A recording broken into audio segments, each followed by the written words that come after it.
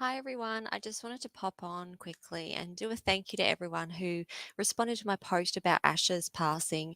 I really, really appreciate it. And it's lovely to see all the outpouring of love. And obviously, people have been through it as well. And it's just nice to know that people are connecting. And, sometimes it's nice to know that people understand as well what you're going through because losing a pet can be quite isolating. And, if you're not an animal person, which, obviously the people that are watching this are animal people. Um, and when you discuss it with someone who's not an animal person and they just sort of dismiss it and just go on, it can be very difficult as a pet guardian to deal with that. And so I wanted to pop on and just sort of explain to everyone, you know, we were guided by Asher about his whole process. We found out about his cancer. I connected with him, was connected the whole time, and it was sort of up to him whether we continue or not too. Um, we don't have this, we don't have this, what do I say? What am I trying to say? I didn't want him to have this life where it was just for us, where if his life was suffering, I wanted his quality of life to be good. And it was just amazing to see because I was guided by him. Do you want to go through this? Every step of the way. And I was going by what he said. And it was really, really interesting to you watch him go through the process because it was kind of like he just ignored it. He just ignored that he was sick and he didn't show many signs. And it's interesting because he was teaching me as well the whole way through. And a lot of what I do teach to my clients as well and what the animals have told me, I have to walk out myself with in my journey with animals.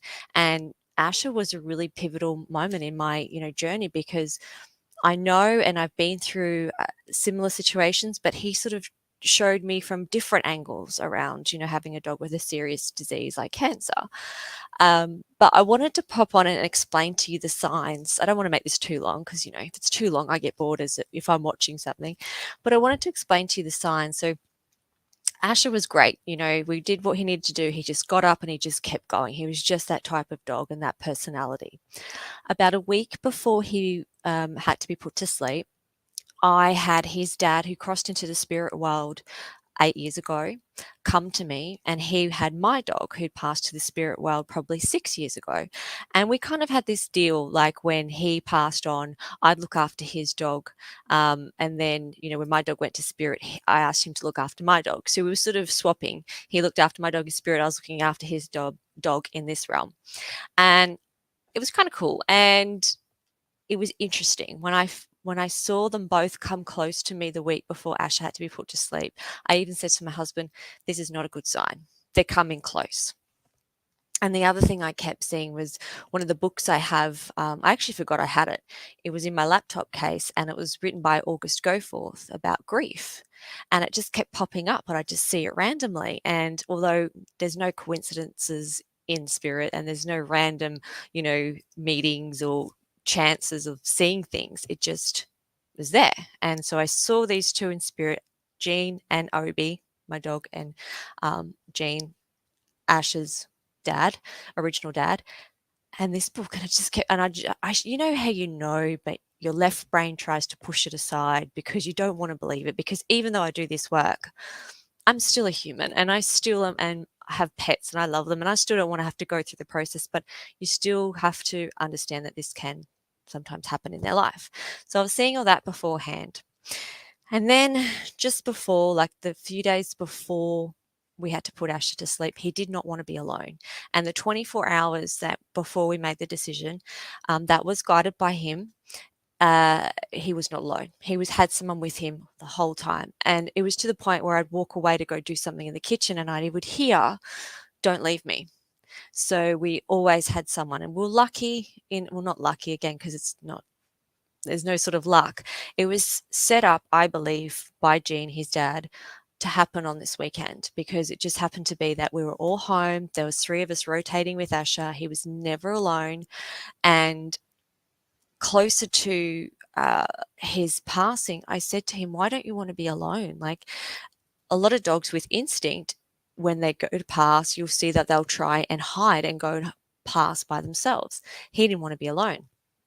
So I connected with him and asked him, like, you don't have to connect with your own dogs because you just connect. But I just asked him, why don't you want to be alone? And he explained to me that when he was with his dad, when his dad committed suicide, he was there with him.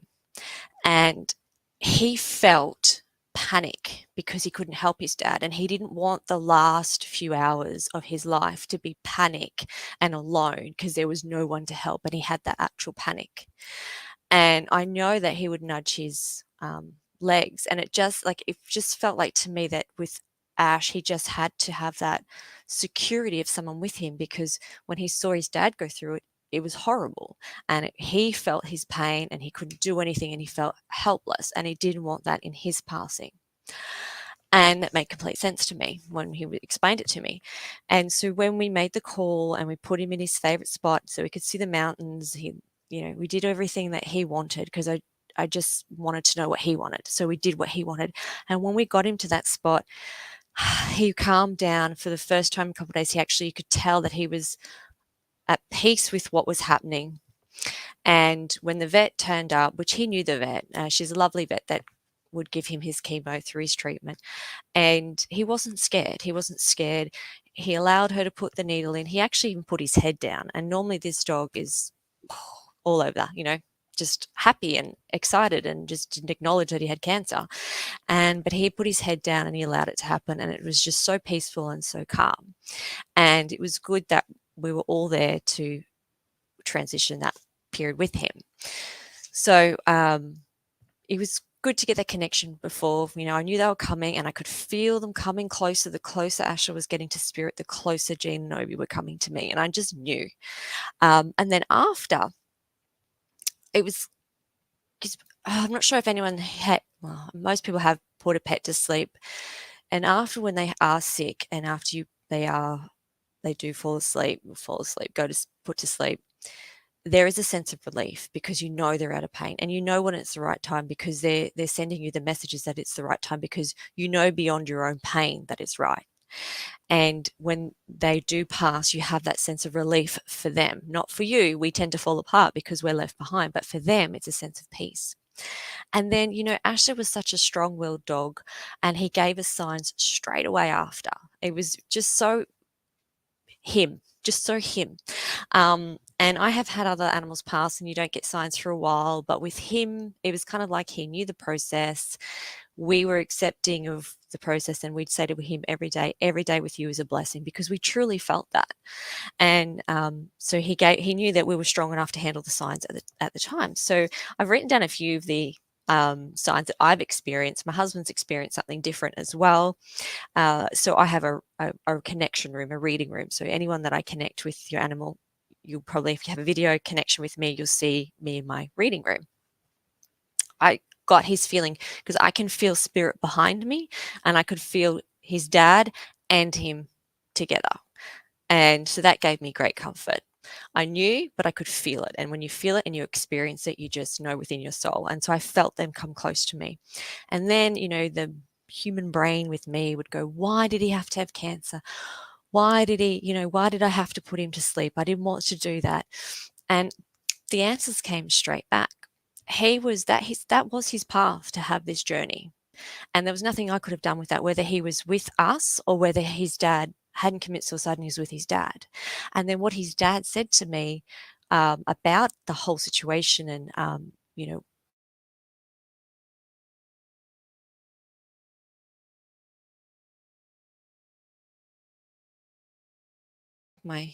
there we go. Sorry, I think it just went blipped out again. So his dad gave me the information that, he wouldn't have been able to get Asha to the point that he made it. Asha made it to 10. And the last year and a bit, he had cancer. And, we were told, last Christmas, maybe we'd have him. And we got him till this October. So we had a longer time, and every day was a blessing. And I got the information that he just wouldn't have been there at that point with his dad. His dad couldn't have done that for him. And so we ended up with him, and that whole process could happen. And again, it was a learning experience for me. It was part of Ash's path, and his passing was, as putting to sleep and passing go, was actually quite peaceful and releasing and calming, and even for him. The other thing also that I got from Asha quite quickly was dreams. He's been in my dreams straight away. And it's interesting because what I saw him and I felt him, and it was, he had his fourth leg back because we had to amputate a leg. So he had his leg back. He was in peak condition. He was like the top of his game, and the whole bum was wagging, the body was wagging, and he was just happy and calm and peaceful and loving, and him. And so I had that. I think that was night one, actually, straight away. And then I dreamt about him again the next night because they come in our dreams, because it's very easy for spirit to connect with us in our dreams because we're so close to the veil. And so I had that. And even, was it yesterday, I believe? It was yesterday, and I was listening to something, and it was about this happens to us as well. We're listening to a song, we hear a song, we'll think of a person, whether it's a person or an animal that's passed. It's just one of those signs that animals or people can give us. You could be watching something and something just really resonate with you, and you're like, that is from that person.